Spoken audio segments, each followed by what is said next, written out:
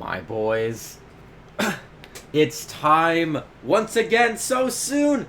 A Dean of Doom that I've seen, or well, of a WAD that I've played. Requiem.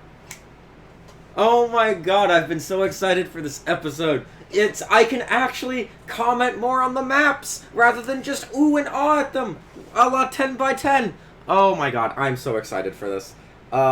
Let's rattle through this so I can hit play, because I'm very excited if that wasn't evident enough. Mount Pain 27 has given me consent to make this video. If you have not seen the original, close this now and go to his channel and give him your first view and come back and we're going to watch this together with my squeaky chair and everything. Requiem!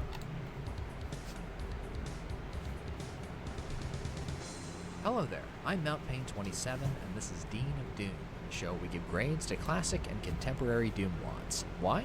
Because ranking things is fun. Yo, I ain't gonna lie, Requiem kind of sucks. Anyway. Today's episode will be dedicated to Requiem, a 1997 megawad so named because it was expected to be the last relevant megawad ever made. Requiem for Doom, yeah, that for aged its well. imminent demise at the hands of Quake and Duke Nukem 3D. The Doom Wiki summarizes it better than I can, but Requiem had a troubled incubation period, unlike its swiftly ascent. Oh, this song. I'm gonna pause a lot. I'm sorry in advance. I love this song, Breach of Madness, I think is what it's called. Oops. Summarizes it better than I can, but Requiem had a troubled incubation period, unlike its swiftly assembled spiritual prequels Memento Mori 1 and 2, which came out within a year of one another.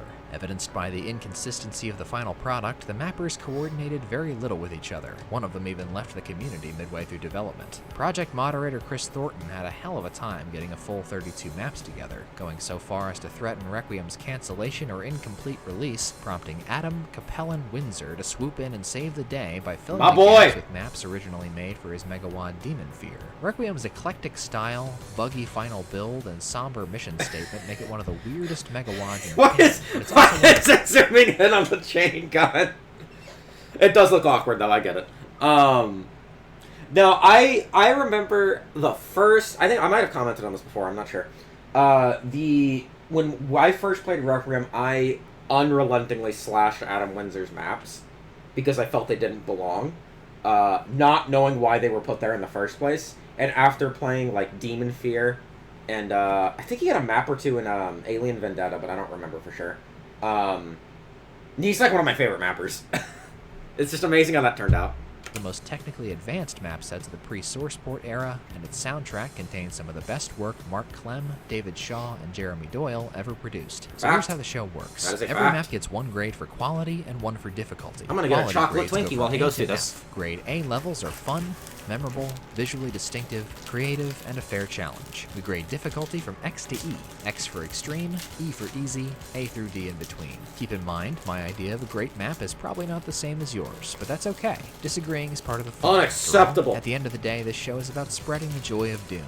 So let's do so. Before we start, the rules are we play on ultra violence and must pistol start each level. I need to play the WAD twice before reviewing it. Saves are allowed, and we go for 100% kills in all levels, making exceptions when it's just not worth it. I play on Z Doom, and today's compatibility is vanilla. Yes, now it is. to the WAD. Map 1, the Gateway. It's easy to take detailing for granted nowadays, especially for those of us who were toddlers in the late 90s, but I'm going to make an effort not to in this episode. The Gateway remixes Entryway's texture scheme and compensates for its autopilotable combat with lots of lines per square foot and a chugging David Shaw MIDI. Make sure you knock out all the respawning zombie sentries before checkout time. Grade C+, difficulty E. Map 2, Sacrificium.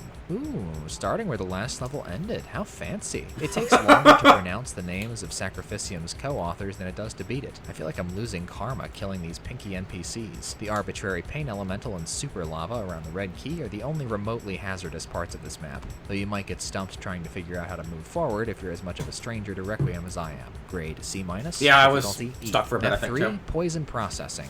I want to apologize in advance if I mispronounce this fellow's name. Ika Karanen was one of the most... You can saying it wrong for the entire episode. I thought it was Ika Karanen, but I don't know. I don't know either. This map... Celebrated Let me get a better shot of the mappers of the 90s. In 1998, Karan... I want to say, I love this map personally. And actually a while back, I don't know... Let me watch this review of this first. Why is it still doing the volume? Map.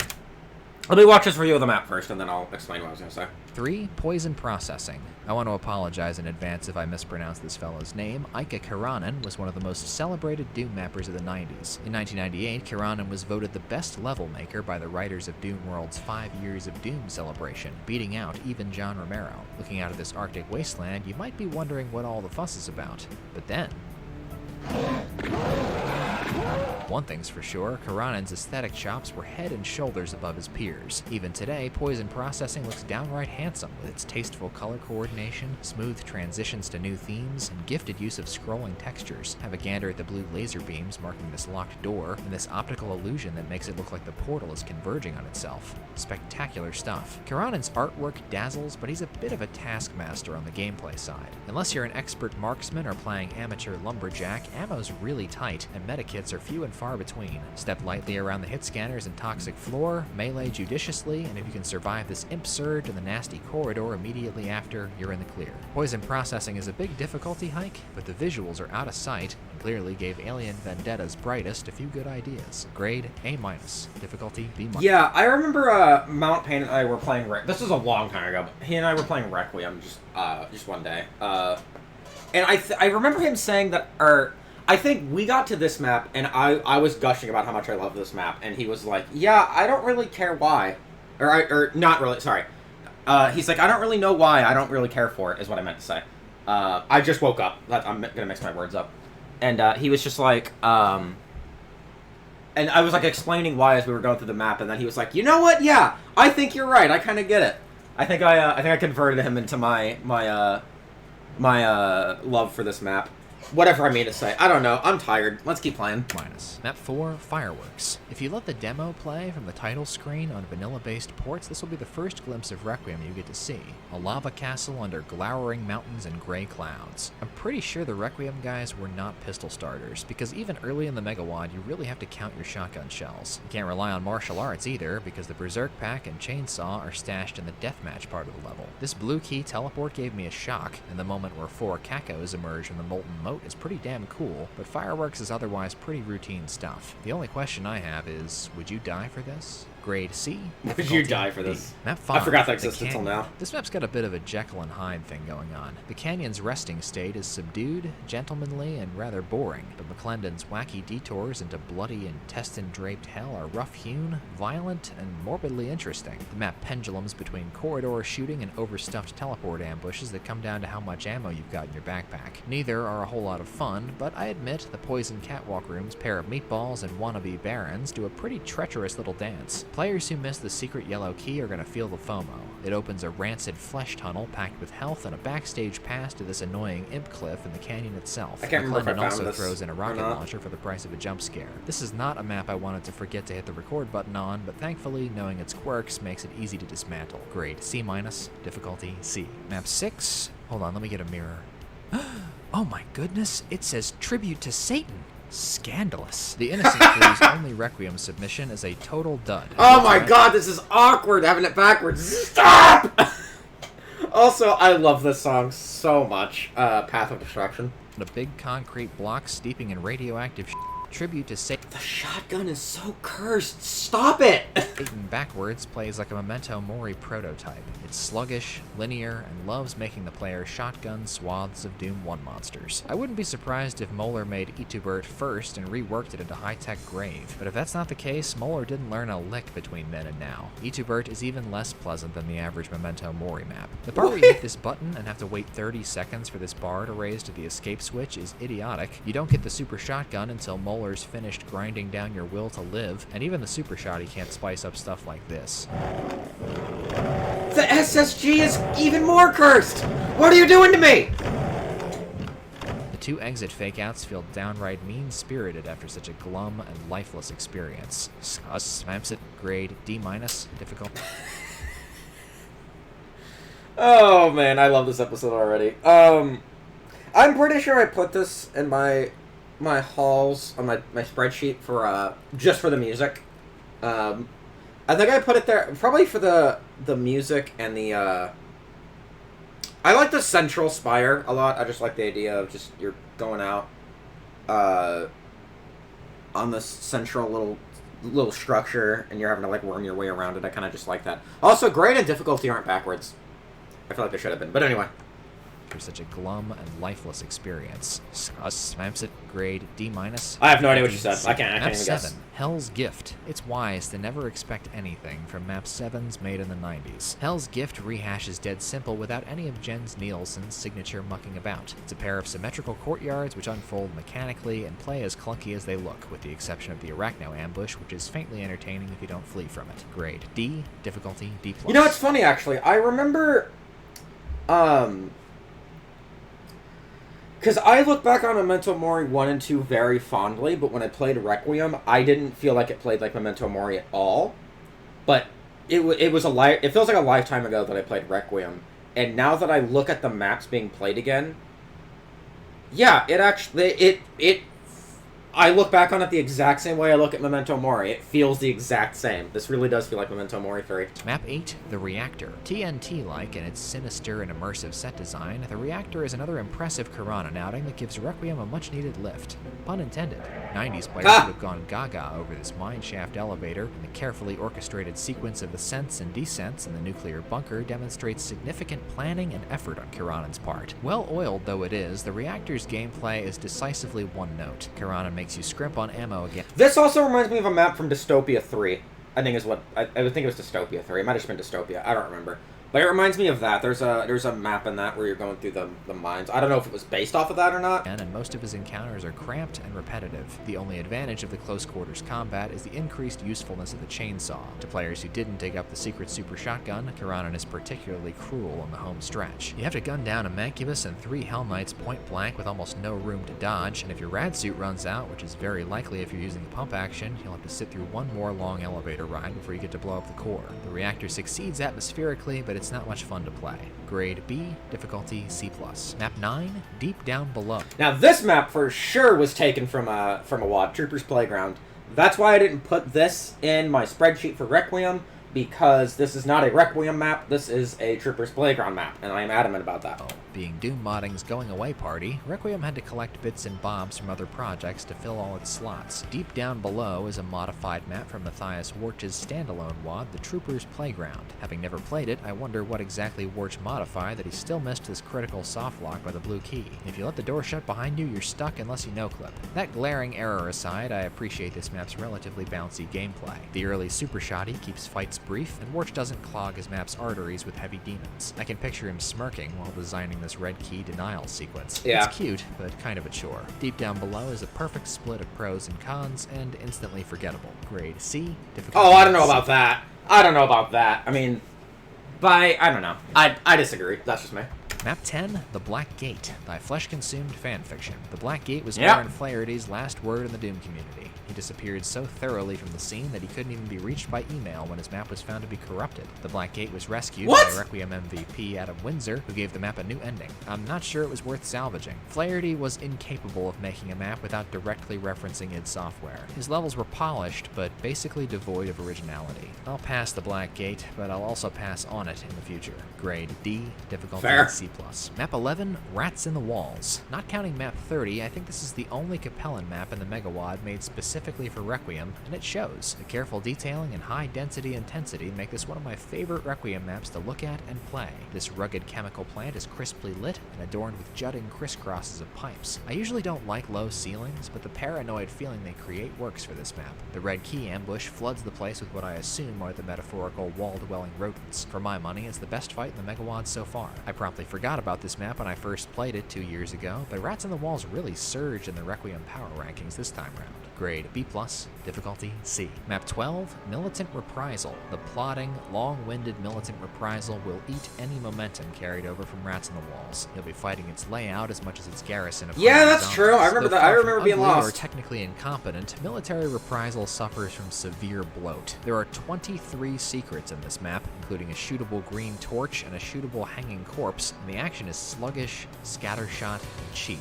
The hit scanner choked darkroom at the start is a dirty dog. The out-of-the-blue double Baron fight that references Command Center is about as fun as a root canal without the secret SSG or rocket launcher, and the pop-up Baron... Which I've never had. I've never had a root canal. I can't tell if this fake wall is a troll... Sorry, I completely talked over you. What'd you say? Rocket launcher, and the pop-up Baron by the exit is just rude. I can't tell if this fake wall is a troll or a mistake because Mr. Quick isn't the most reliable narrator. According to DoomWiki, 3 secrets are unreachable, and the yellow keycard serves no purpose because there aren't any yellow doors in the map. The handful That's of hilarious. Inspired by Ike Kiranen and Mark Clem's unhinged MIDI partially redeem this one, but I still think this kind of map will turn people away from Requiem. Grade D, difficulty C+. Map 13, Town of the Dead. Town of the Dead is Requiem's architectural pinnacle, and one of the most impressive vanilla maps made in the pre-SourcePort era. Over the next decade, it would inspire countless mappers to try their hand at room over room in Doom, but few of them pulled it off, like Town of the Dead. Even with a limited understanding of how it works, I'm pretty floored by the hackery on display here. Kiranen's extensive use of decorative mid-textures, thorough lighting, and commitment to a texture theme are also commendable. Yeah, this is the map that gave birth to the paddle hand. I mean, referring to Berserk as paddling, because this map bored the shit out of me so hard I needed to entertain myself somehow. It's visually impressive. That's about all it's got, in my opinion. Unfortunately, Town of the Dead works a lot better as a tech demo than a Doom map. It's strictly linear, and the combat is surprisingly terrible. Ike is irrationally fond of making you fight Mancubi, Hell Nobles, and Revenants in really close quarters, placing them at the bottom of elevators, around corners, and astride bridges like toll trolls. The Mancubi guarding the yellow key are surly sons of bitches. One steals your health, the other steals your ammo. Town of the Dead does end on a good note. The monster statues in the cemetery come to life when you try to leave. My conclusion is innovation and historical importance outshine the unfun gameplay here. Grade B+, difficulty C+.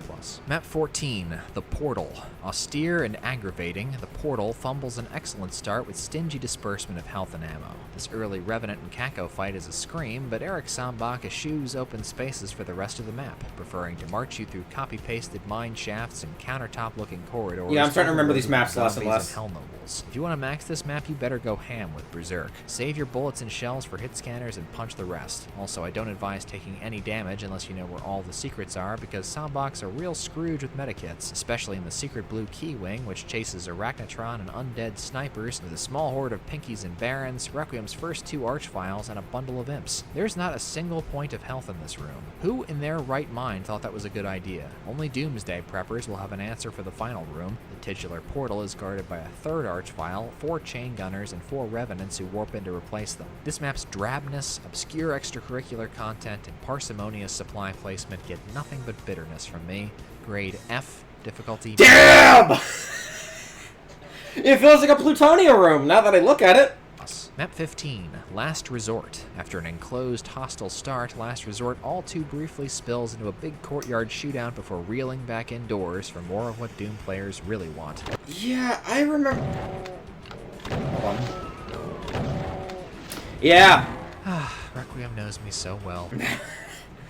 Yeah, I remember playing this map at like 3 a.m. and getting lost. That's what I remember from the recording session. For the most part, this castle sacking is pretty boring, but I do like the salt mine ambushes, and these Pinky swarms are worth a chuckle. I don't exactly know how progression in this map works, but you should probably shoot anything that looks like it ought to be shot. Requiem continues to be very Great analysis. Pistol starters. If you find it earlier than I did, this secret Berserk will assist greatly with ammo issues. To the surprise of nobody, this Jeremy Doyle MIDI rocks the house, but I wonder if a quiet track might have fit better. What with the inevitable lulls that first-timers will experience. In the text file, Warch warns players not to kill all the monsters if they want to reach the secret exit, winky face. He's referring to Archibald, of course, who provides passage over this gap in exchange for 80 hit points and change. Overall, yeah, that's nothing. The damage that is that's...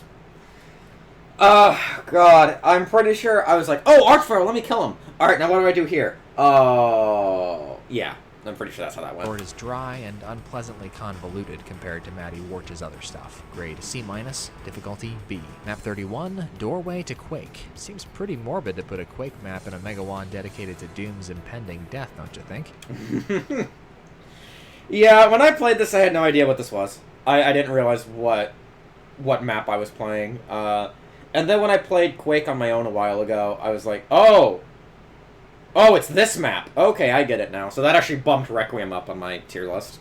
Joking aside, Ike Karanen's astute translation of the door to Cthulhu Oh, that was cool. That was a cool transition. Showcases Town of the Dead and a bit more spry. Karanen was also a Quake mapper, and I'm not sure where this level fits into his transition between games, but one thing is clear. His intuitive understanding of the Doom engine was pretty much unsurpassed when he left it behind. I'm surprised Ike didn't try to make a horizontal crusher after somehow pulling off a comparable falling sequence to E1M6's. Look at how cool this is. The threat of ammo starvation and 4 shaved shamblers will be your only issues here. Shaved shamblers. Super nail gun takes care of both. As secret maps go, Doorway to Quake was among the best of its day. Grade A-, difficulty C++. I'm gonna have to run to the bathroom real quick. Give me just a moment. Alright, well that 5-second break turned into me chatting with people in my house for like 20 minutes, but continuing Requiem! Map 32, Bitter Herb. Well, Capellan, you tried. Bearing in mind... I don't know why that made me laugh. That this level was created at the last minute to round out Requiem's roster makes it slightly less disappointing. Bitter Herb sets itself up for excitement, but ends much too quickly. Ignore the cacos, get the yellow key, mow down the archviles, clean up, and your job is done. Grade D, difficulty. I feel like had you, like, doubled or tripled the amount of monsters in this map, it would have been great, but... I mean, it's still fine, in my opinion, by Adam Windsor standards, because, I mean, when you, like... I like Demon Fear, and all of Demon Fear's maps are about this short. Like, you can play through the entirety of Demon Fear, if you know what you're doing, in, like, an hour. Like, if you pass all the monsters, you can probably finish Demon Fear in, like, 10 minutes. Like, he just makes short maps, it's just they don't fit in Requiem. They don't fit with what Requiem's going for. Plus, map 16, Escape from Chaos. Now this map's great, in my opinion. I love this map. I don't know about this one. No!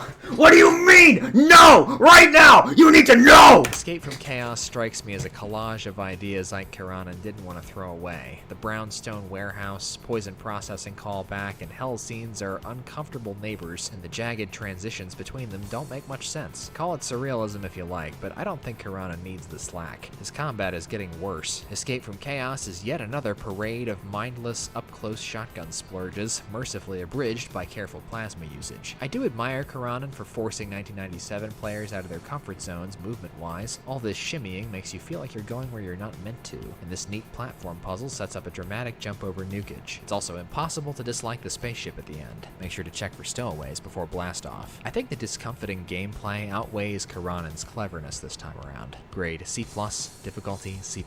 Yeah, I guess I just like the, the shimmying, the puzzle, the visuals. I don't know.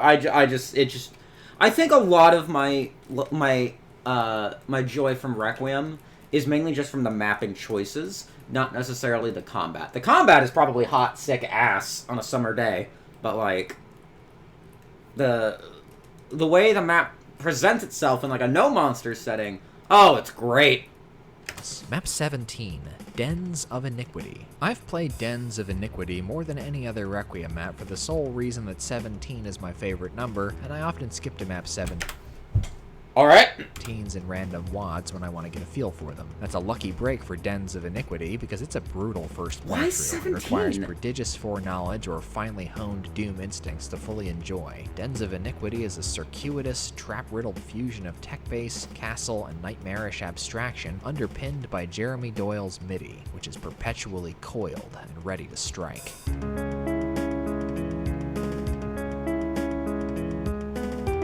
Yeah, I know you're a big fan of this MIDI.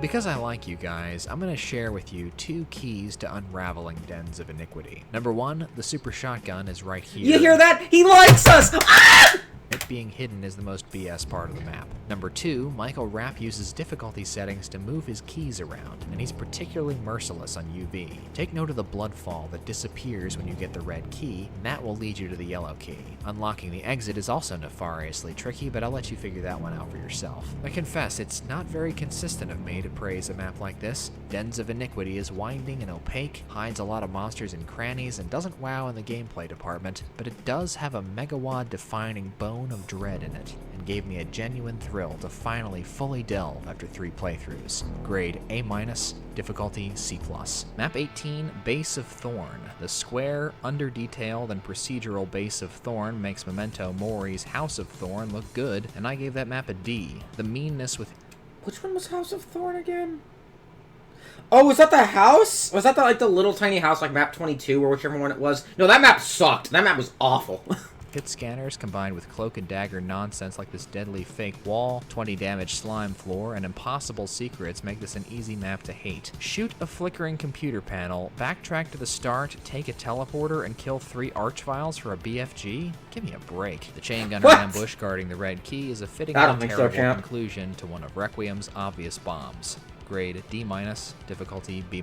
Map 19, Skinny Puppy. Eccentric, eclectic, and electric, Skinny Puppy is Requiem's most forward-thinking map from a gameplay perspective. Somehow this hot-blooded gem fled my memory between playthroughs 1 and 2, but I'm not gonna forget Skinny Puppy again. Anthony Adillusion Zerwaka turns a fairly generic hub-spoke map template into a whirling wheel of death. Each branch is a self-contained challenge that mandates ammo conservation and quick thinking. The Mancubus corridor will eat you alive if you fire on the zombies before grabbing the rocket launcher. The arachnos in the poison trough chamber will slice and dice the indolent, and the vicious flood of chain gunners and archviles at the start of the yellow key wing is a panic moment even with a megasphere in your pocket. The platforming stage, annoying as it must have been in 97, looks downright prophetic today. This is Stardate 20XD6's grandfather we're looking at. This is probably the pleasantest surprise in Requiem's entire roster, but it's also the last map in the Megawad that I actually like.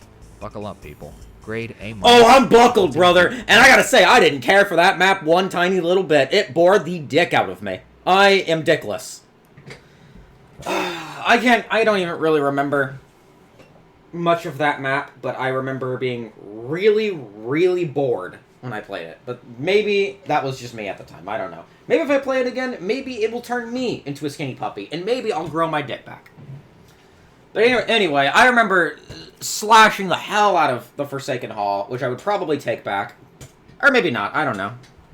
What do you think, Mr. Mountain of Pain? 20, the Forsaken Hall. 30 monsters? What? The Forsaken Hall is a harmless 2-minute castle caper utterly shafted by its placement in the 20 slot. It was made for Adam Windsor's Demon Fear, which is full of potato chip maps like this one. I don't hate the Forsaken Hall, but it's a total buzzkill, a victim of one of Doom history's all-time worst map orderings. Grade C-, difficulty E. That's gotta be the latest E in a Megawad, like, ever. E is forever. It's a fine map, it just shouldn't have been map 20. Map 21, Den of the Skull. If I wanted to play the Doom equivalent of dropping acid, I'd play Mach 2 the speed of stupid. Den of the Skull is a half-hour showcase of all the things Anthony Gallica knows how to do in Doom. The forced 3D segments, invisible sectors, shootable switches, scenery changes, ad hoc scripting, deep water, and schmancy sector art only ever serve to make the player go wow. The action is very erratic and oversimplified by the early plasma weapons, and the excess of anorexic hallways and barrens makes me queasy. I need more fingers to count the number of times I audibly said what in this recording. What? What?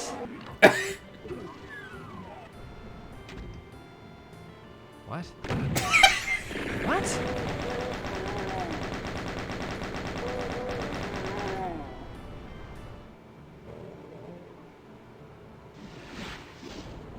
What? What? What? What?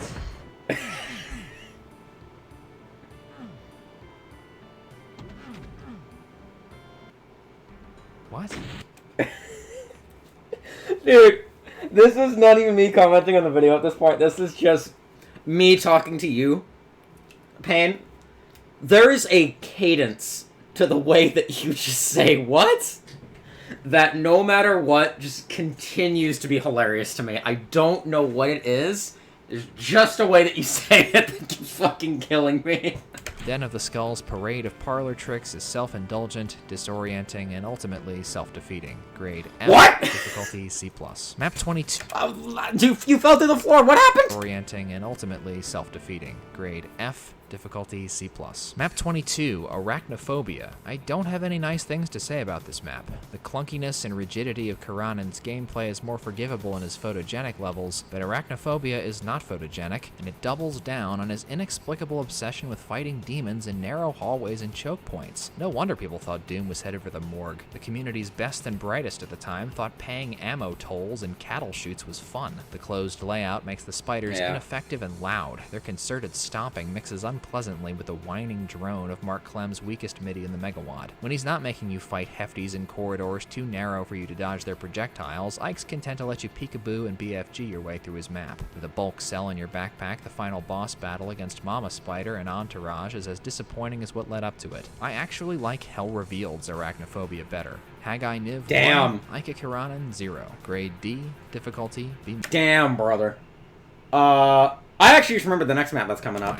Map 23, Hatred. Easily the most absurd and experimental map Dario Casali ever built, Hatred is a cornucopia of gimmicks that no Requiem or Plutonia map can rival for sheer audacity. Hatred plays its first prank when you pick up a yellow key. The Archvile purring away in the blood fountain will start resurrecting the crushed corpses of a dozen Wolfenstein SS. Ready the rocket launcher and splash these spectral anti-Semites. If you run out of rockets, this non-secret invuln pairs nicely with barrel explosions. After that, Hatred opens up into a big beige monster playground patrolled by 3 cyber demons. Casali doesn't mark his locked doors, nor does he seem sympathetic to complaints of being blocked by infinitely tall monsters. Jump, shoot, and shimmy your way to the red key, whittle down the stragglers, and get ready for Hatred's last hurrah.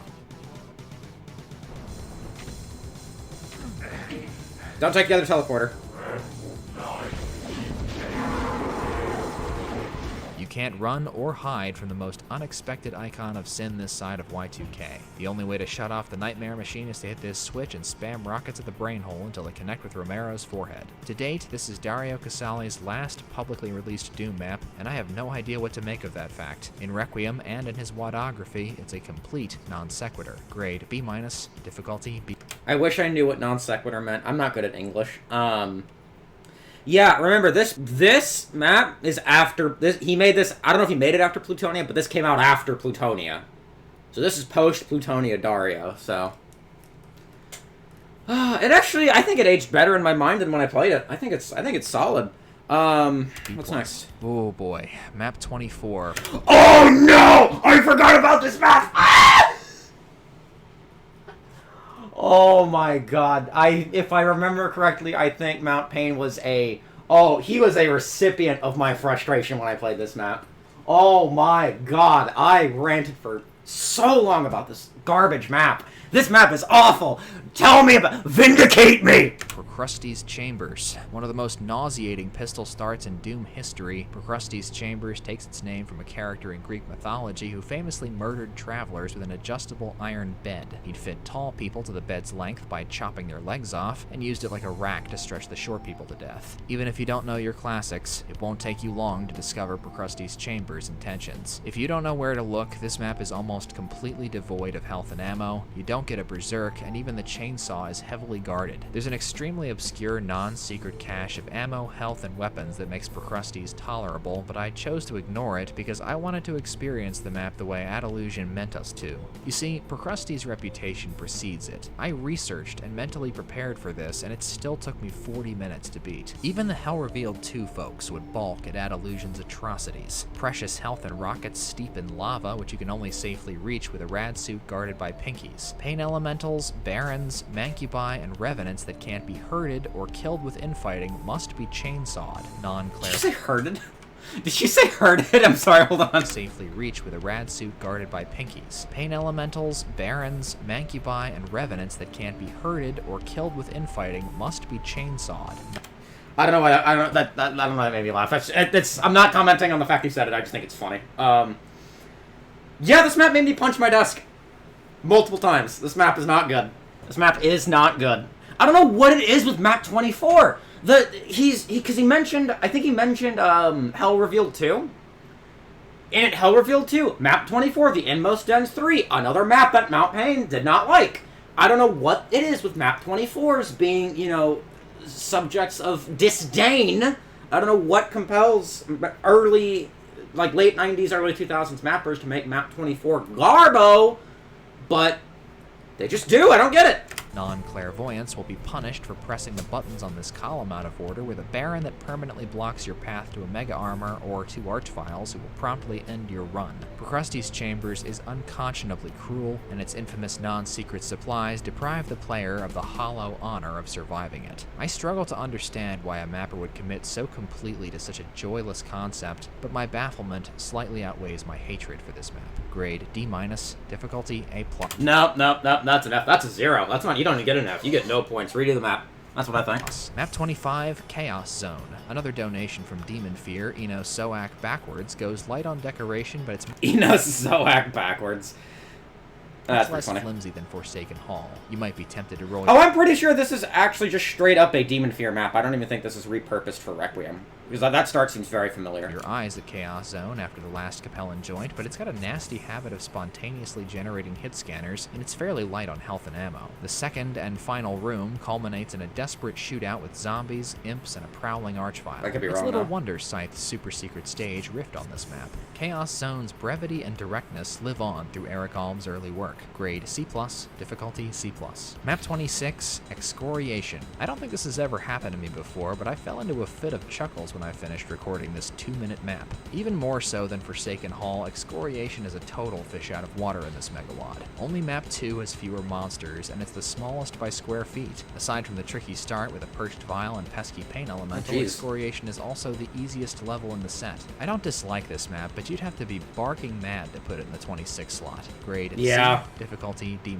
Map 27, Cursed Kingdom. Ika Kuranen sacrifices detail for scale in this sprawling medieval city map. There's a sort of nostalgic grandeur to these huge blocky buildings painted in swaths of brick textures that I've come to appreciate, though Kuranen's decorative standards do drop precipitously at this megawad's end. Propelled by a Mark Clem MIDI that was criminally misused in Map 2, Cursed Kingdom is a grip and ripper that gives the player oodles of space and cell packs to do battle with hordes of hell's worst. Like, it seems to follow a trend of just episodes 1 and 2 being solid, and then episode 3 just being bad. This seems to be the 90s trend. Thankfully, Kuranen has finally taken a break from pinched corridor fights, for the most part, but he recycled the Instapop BFG trap and Mastermind boss battle from Arachnophobia. This silver device needs to be pressed twice to reveal the red key. Hopefully it saves some poor soul a bit of time. I'm not sure if this will be a slander to Requiem or a compliment to Cursed Kingdom, but Kuranen's farewell map is one of the most exciting in the megawad. Grade B-, difficulty C+.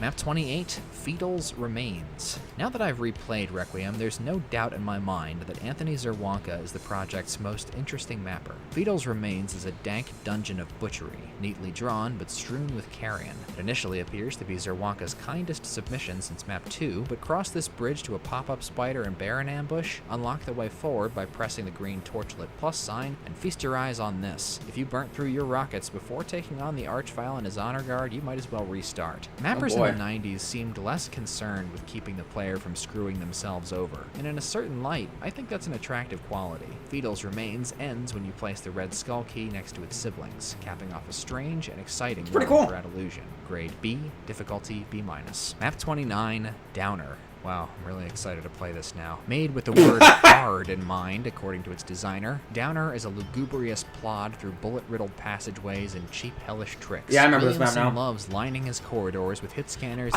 For some reason, in my mind, I just kept thinking this map was from Memento Mori 2. I don't know why. No, it's from Requiem. Inaccessible cubbies, which is especially frustrating when you realize that a good chunk of your ammo pickups come from dead zombies in this map. I sure hope you find the secret rocket launcher, because Downer has no chainsaw and no steroids. 2 of Downer's 3 Archviles are uncharacteristically vicious to deal with. Williamson places them at bottlenecks and gives them entirely too many beefy playthings to work with. I disapprove of this Doom Guy High Crusher Gantlet, which will inevitably damage you, and scoff at these 2 prominent fake walls. Oh, that's bullshit. That was bullshit. Nope. You did not get hit by that. Inevitably damage you, and scoff at these 2 prominent fake walls. One at the beginning hides a mega armor, backpack, and imp, which all become inaccessible when you drop down to the level proper, and the other camouflages a very mean chain gunner in the marble zone. Downer closes out on yet another Spider Mastermind boss battle, which is probably a cakewalk if you found the BFG, but I'm not that lucky. Requiem's penultimate map is overlong, uninspired, and aptly named. Grade D-, difficulty B+. Map 30, Nevermore. Also the answer to to the question, when will I play Requiem again? Mood, brother, I feel you. Surprisingly pretty and pretty painless, Nevermore is Icon of Sin done the Adam Windsor way, which is short, fast, and easy on the eyes. The atmospheric build-up and neat custom textures make this feel like the ending to a Megawad with an actual identity and sense of continuity. Ignore the icon, hit this switch to expose the core, and thread rockets into it without getting telefragged to win the day. Grade B-, difficulty D-. No, for real. Like, if your only exposure to Adam Windsor is his maps in Requiem, play Demon Fear. Seriously, play Demon Fear. You will like Adam Windsor way more. Demon Fear is great.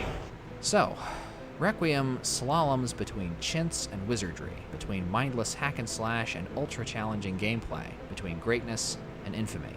Let's get the negatives out of the way first. Requiem is barely finished, and the years have not been kind to it. Requiem's disparate influences, inconsistent goals, and inclusion of filler and blatant duds make the whole less than the sum of its parts. Even Memento Mori feels like more of a complete package than this. On the other side of the coin, the scattershot quality of these maps brought their creators' personalities into sharper relief. Who could forget Ad Illusion's experimental action scenes, Ike Kiranan's jaw-dropping hacks, Dario Casali's wanton gimmickry? Sure, Requiem could have used some more time in the oven, but there are some genuinely excellent maps mixed into the grab bag, and Mark Clem, David Shaw, and Jeremy Doyle's soundtrack elevates the production quality of the entire endeavor. My final grade for Requiem is a C-.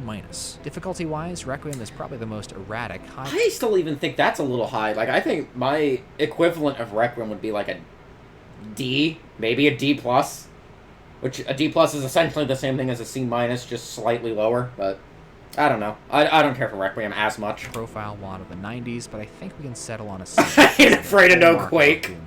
Now for my Dean's List. Valedictorian, Map 19, Skinny Puppy. Salutatorian, Map 31, Doorway. I don't know, Last Chieftain. President, Map 24, Procrustes Chambers, and the Dunce Cap 24. Map 21, Den of the Skull. I don't know, Thank you brother. very much for watching, and please feel free to share your thoughts in the wad down below. I'd love to hear what you think, and I'll heart your comments to let you know I've read them. I don't know. Map 24 is just not... I don't know. That map needs to be unmade, in my opinion. Drink water. Now I'd like to take a moment to acknowledge my generous patrons. Aaron, Hey, it's Quake! Agile Jack, Is there a post-credit scene like in the Avengers? And also every Marvel movie ever? It does not look that way. Shaq. Thank you. I appreciate you all very much. This is Mount Pain 27, and I'll see you in the next episode of Dean of Doom. Hey! Alright. I am so happy I got to see this episode. This WOD is not that good in my opinion, but I'm happy I was able to comment on the maps beyond just, oh, that looks cool. Yeah, that's pretty interesting. Yeah, Requiem, it's a WOD. I seriously hate map 24. Oh my god. Well, that's all for my reaction for Requiem. Great episode as usual. Good night, friends.